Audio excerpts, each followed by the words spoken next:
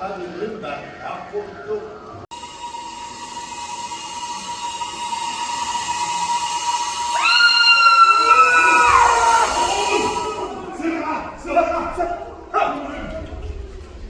Şeyhan öldüreceğim.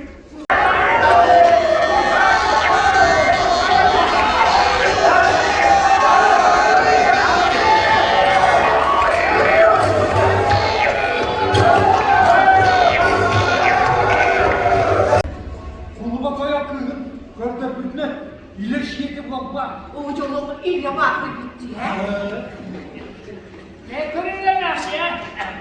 Bütün kuşlar sağısların tokarıp ayak adamından attıklarını görüp ödüğü devletleri. Ondan dinle o bırakın. Ilırgı kıyan kıl adı. Ama sayında da bana adın bilmem olan bayan bile.